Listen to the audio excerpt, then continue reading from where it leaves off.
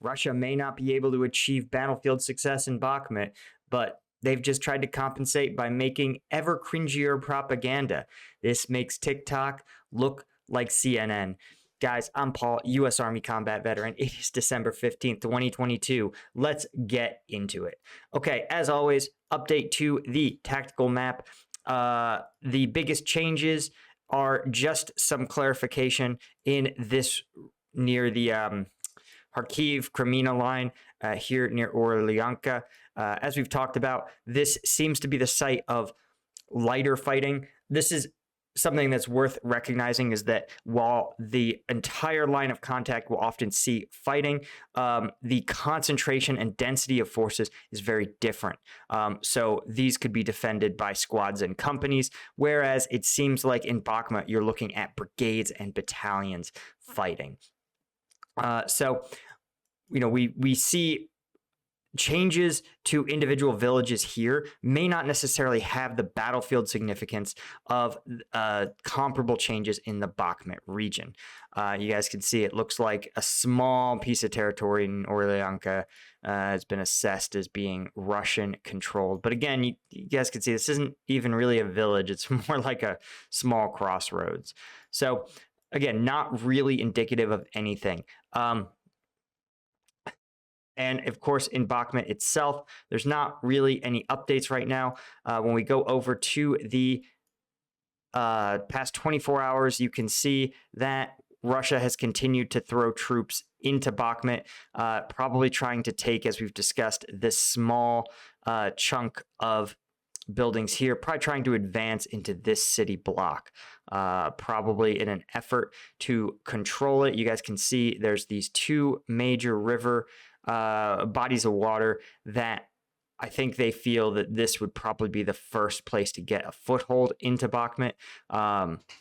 But as we've seen, they've been paying a substantial price to do so.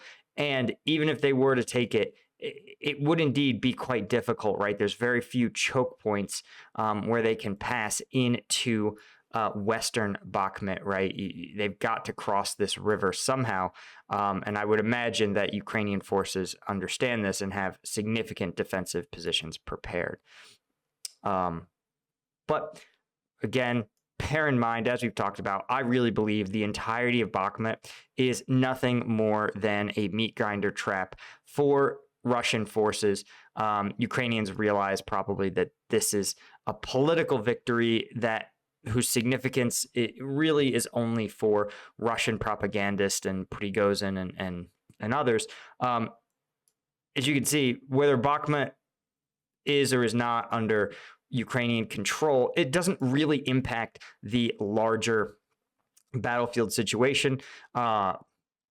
As you guys can see, 6 months ago or 3 months ago, right, when Russia controlled everything north of the Seversky Donetsk, the fall of Bakhmut would be a huge problem. It would help Russian forces encircle Bilohorivka and Seversk and other major defensive positions, right? At the time, they may not have even had Lysychansk and Severodonetsk. So seizing Bakhmut would have been a real operational gain for Russian forces. But after the Kharkiv offensive, seizing Bakhmut doesn't really grant them any substantial battlefield success. It's not really going to change the overall tactical situation. And that was the case before Bakhmut became what it is now, which is almost deserted of civilians and with infrastructure almost entirely destroyed. So even its value as simply a population center is basically reduced to nil. Now, given that Russia really is not seeing much in the line of success, when you can measure their success by literally individual addresses, you could see here, like, these are blocks, man. Like, you could send mail to the locations that Russian forces have seized. That's how slow going this has been. But that's okay. Russia is just going to ramp up its propaganda, and boy howdy has this gotten cringe. People throw around the term cringe in this day and age, but let me tell you guys, it's uncomfortable. Like, here's one where Russia is trying to spin that, in fact, the they're trying to argue to the Russian population that actually the West is faring far worse as a result of the special military operation, that the West is being punished far more than Russia is. And I just want to point this out, right? I don't know where they got this one. Teaching kids in kindergarten and schools to use plastic bags instead of toilets. I think this is a highly tweaked story.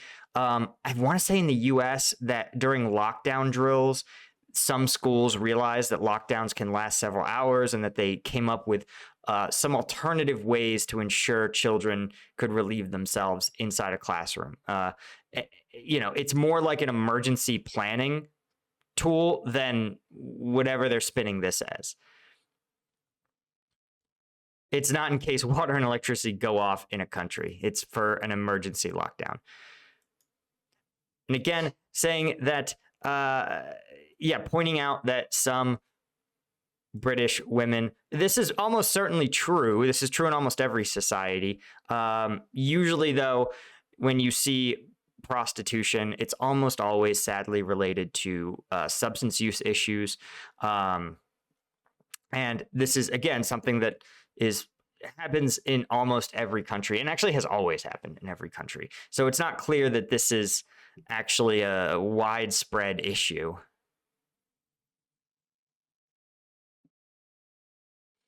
There are many such stories. I love this. Okay, let's just want to point out a couple of propaganda moves. Okay, one is to take normal events and pretend, using some tweaked language, that they are sudden emergent conditions. Again, people on the women on the margins of society having to engage in sex work in order to make ends meet. Sadly, this is extremely normal. And has always been normal throughout history. It's tragic. We want to work hard to create a society where that doesn't have to be necessary.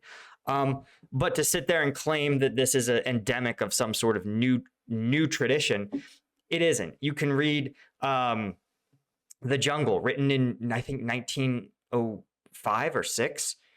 They discuss the same thing. It goes way back. Right? French government asking prefects to prepare for rotational electricity blackouts. Again, the French government, of all places, this is not the person you want to spin this to, because the French government relies on nuclear power more than almost any country, expressly to allow them to not have to deal with Russia's and other oil-producing countries' BS. This probably is like routine maintenance and again, they're trying to juxtapose it to share two pieces of information next to each other, even though they're not related. So for example, they could say, hey, we are going to be doing some routine maintenance. You may experience some blackouts during these times. Thanks for your cooperation. Your pals, the French electrical grid. And then they combine that with the fact that they say, oh, and electricity prices are spiking.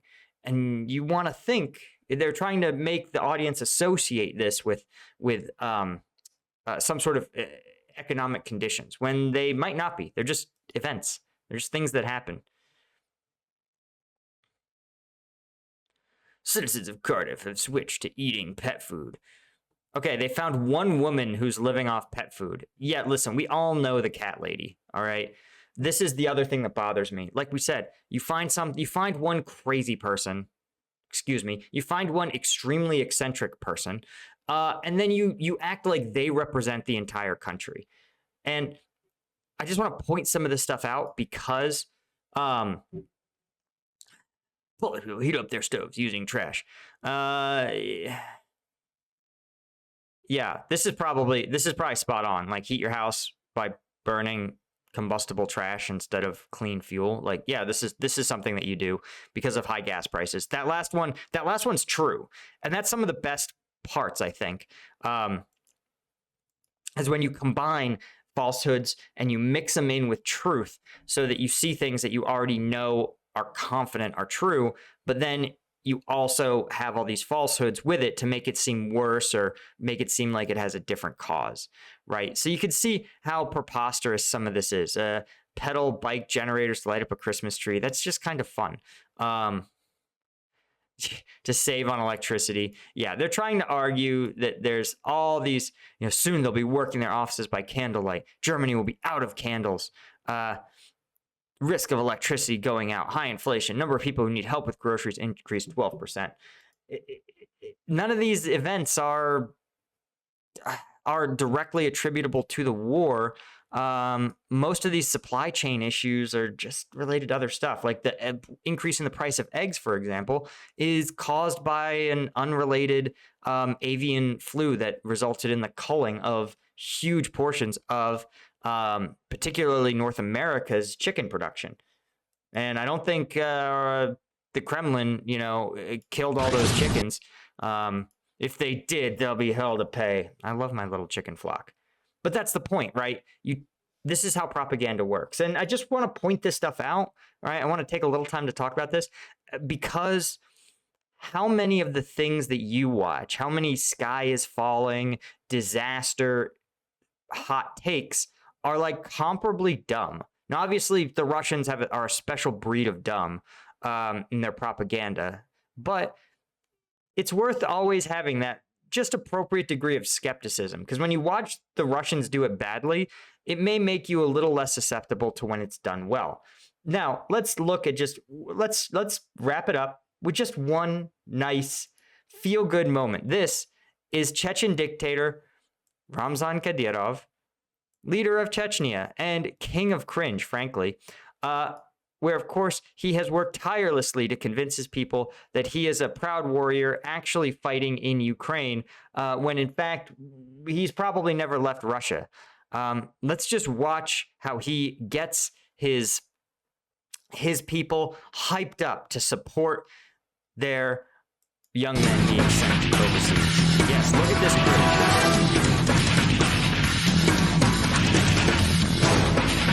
This is like physically hard to watch. The Rambo like bandolier and just a bunch of like Ford Explorers. They're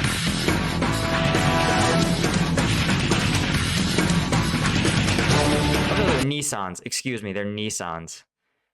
But also, where's